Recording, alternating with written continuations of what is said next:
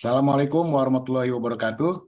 Kami dari kelompok 5 ingin mempresentasikan jawaban dari soal ujian akhir semester genap tahun ajaran 2024-2025, mata kuliah Rekayasa Perangkat Lunak yang diampu oleh Bapak dosen Riyad Sahara, SSI, MT.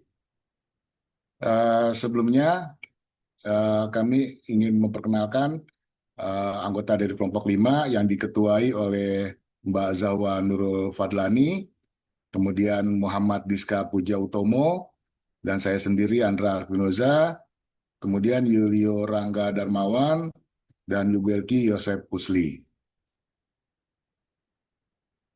Untuk penjelasan flowchart dan fishbone akan dipresentasikan oleh Bang Diska. Silakan, Bang Diska. Ya, terima kasih Mas Andra. Untuk flowchart dari sistem absen yang pertama yaitu start, itu si admin menginput data karyawan dan lalu diinput lagi input data shift-nya dan input lagi fingerprint. Lalu si mesin absen memvalidasi jika salah atau false itu lari lagi ke input ulang. Sedangkan kalau true atau nilainya benar maka langsung diproses yaitu disimpan di database, insert atau update di database. Nah, setelah itu langsung ke bawah lagi. Jika dia lembur, maka insert lagi data overtime-nya atau data lemburnya, lalu dianalisa data absen dan data lembur. Jika dia tidak lembur, maka langsung di-save di database, lalu selesai. Nah, lalu yang untuk laporan absennya, yaitu dimulai langsung dari input data login, yaitu login user, memvalidasi data loginnya. Jika salah maka dia harus input ulang. Jika benar maka dia menampilkan data dari database yaitu absen dan lembur. Lalu menampilkan laporannya. Selesai. Next. Nah, untuk Fishbone tersendiri yaitu kebutuhan data pengguna sidik jari dan laporan absen. Yang pertama ada proses. Nah, proses laporan absen itu pembuatan laporan absen per bulan. Lalu analisa data absen, kesalahan proses laporan pada data mentah absen, lalu ada data karyawan. Nah, kelengkapan dan keakuratan data pada sistem. Lalu ada teknologi, yaitu yang digunakan adalah sensor sidik jari itu kemudian bisa sensitivitasnya. Lalu di mesin absen ada performa dan kendala dalam kecocokan mesin.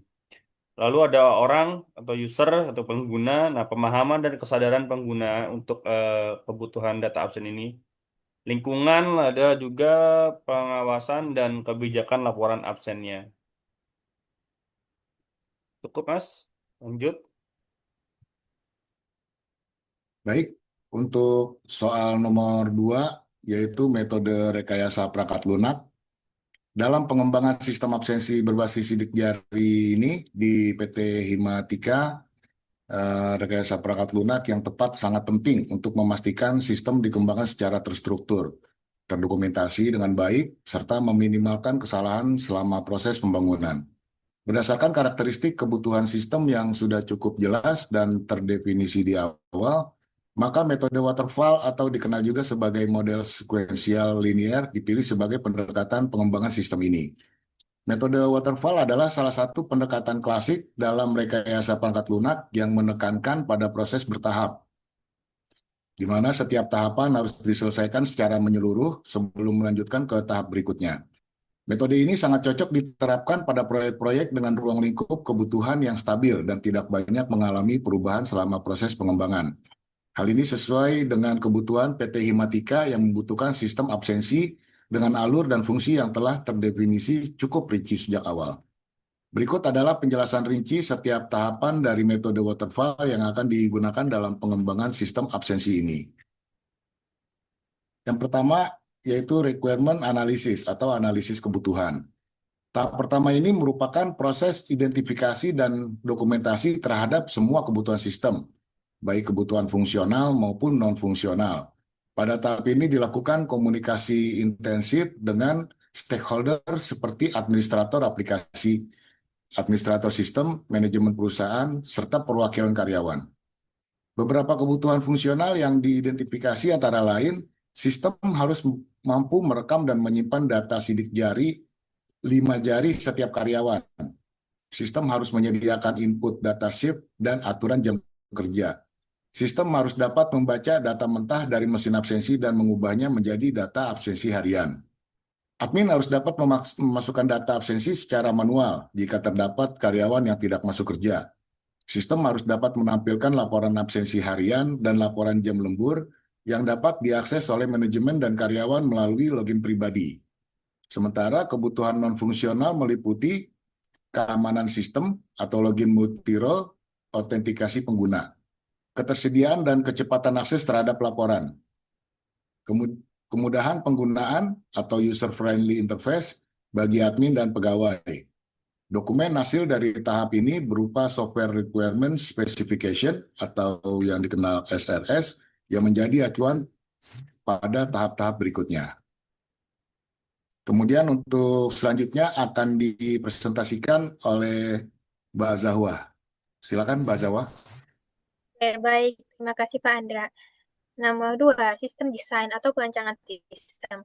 Setelah semua kebutuhan terkumpul dan disepakati, tahap selanjutnya adalah melakukan desain sistem. Pada tahap ini dilakukan perancangan arsitektur sistem, desain database, dan tampilan antarmuka pengguna UI or UX. Diagram seperti use case diagram, flowchart, dan entity relationship diagram atau ELD disusun untuk menggambarkan hubungan antar entitas dalam sistem dan alur prosesnya. Komponen yang dirancang meliputi yaitu ada modul input data karyawan dan shift, modul perekaman dan pemrosesan data absensi dari mesin sidik jari, modul input absensi manual oleh admin, modul manajemen laporan absensi dan lembur, modul login dan autentikasi pengguna. Desain antarmuka pengguna juga dirancang secara intuitif agar mudah digunakan oleh administrator maupun karyawan yang mengakses dari booth komputer. Nah, yang ketiga ada implementation atau implementasi. Pada tahap ini, sistem mulai dikembangkan berdasarkan desain yang telah dibuat. Proses pengkodean dilakukan dengan memperhatikan modularitas dan penggunaan teknologi yang sesuai, seperti bahasa pemrograman berbasis web, misal PHP, JavaScript, atau Python Django. Penggunaan database relasional seperti MySQL atau PostgreSQL untuk menyimpan data absensi, integrasi dengan mesin fingerprint untuk membaca data biometrik, pengembangan dashboard berbasis web yang dapat diakses oleh pegawai dan manajemen. Setiap modul dikembangkan secara bertahap sesuai urutan prioritas, dimulai dari modul input data, pemrosesan absensi, hingga ke laporan dan fitur login. Yang keempat ada testing atau pengujian. Sebelum sistem digunakan secara penuh, tahap pengujian dilakukan untuk memastikan bahwa semua fungsionalitas berjalan dengan baik dan sesuai kebutuhan. Jenis pengujian yang dilakukan antara lain yaitu ada unit testing atau menguji masing-masing modul secara terpisah. Lalu ada integration testing, menguji hubungan antar modul seperti apakah data dari mesin fingerprint bisa terbaca dan langsung diproses menjadi laporan absensi. Lalu ada sistem testing, yaitu menguji sistem secara keseluruhan, termasuk keamanan dan kestabilan sistem. Lalu ada user acceptance testing atau UAT, yaitu mengundang pengguna akhir seperti admin dan pegawai untuk menguji sistem secara langsung. Umpan balik dari mereka menjadi dasar perbaikan sebelum sistem benar-benar digunakan secara live.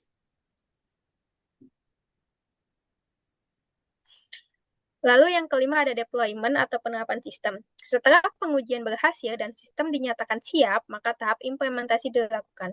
Sistem dipasang pada server internal PT Himatika dan dikonfigurasi agar dapat diakses melalui jaringan internal kantor. Boot komputer juga disiapkan agar karyawan dapat mengakses laporan pribadi masing-masing. Data karyawan, shift, dan absensi dari sistem lama akan dimigrasikan ke sistem baru. Pelatihan diberikan kepada admin dan pengguna agar mereka familiar dengan sistem baru yang diterapkan. Lalu yang keenam ada maintenance atau pemeliharaan. Tahap terakhir dari metode waterfall adalah pemeliharaan. Pada tahap ini, sistem akan dipantau secara berkala untuk memastikan berjalan dengan baik dan melakukan perbaikan apabila ditemukan bug atau error. Selain itu, sistem dapat dikembangkan lebih lanjut dengan fitur-fitur tambahan seperti integrasi dengan sistem penggajian, fitur notifikasi otomatis jika karyawan tidak absen, akses laporan via smartphone atau aplikasi mobile. Jadi kesimpulannya adalah dengan menerapkan metode waterfall, proses pengembangan sistem absensi PT Himatika dapat dilakukan secara sistematis dan terkontrol.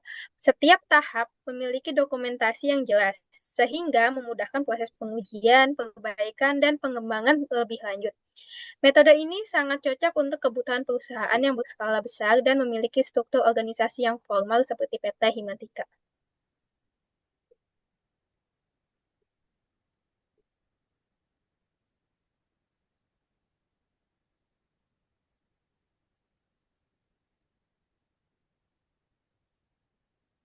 Baik, terima kasih Mbak Zawa.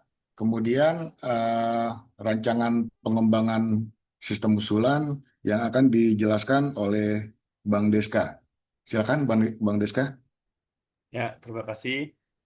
Untuk rancangan pengembangan sistem usulan, yang pertama itu ada admin. Nah, admin ini bisa apa sih? Yang pertama, admin itu punya akses yaitu login. Dia menginput data karyawan juga, menginput data shift juga, menginput data sidik jari juga, dan bisa melihat laporan absen.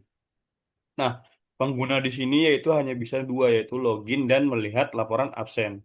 Sedangkan sistem itu dia mengelola data karyawan, mengelola data shift, mengelola data absensi, dan mengelola laporan absen. Itu saja sih, Pak. Ya.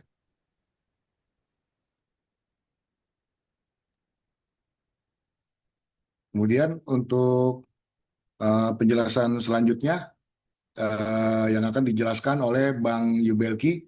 Pada Bang Yubelki, silakan. Baik, di sini untuk sequence diagramnya, di sini ada database, admin, dan pengguna.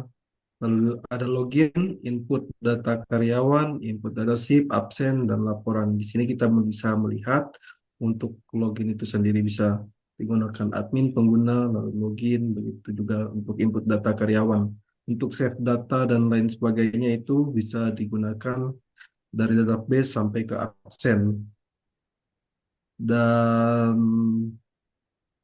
buat laporannya itu database sampai ke laporan, untuk login itu bisa pengguna, sampai ke login. Untuk rek laporan itu dari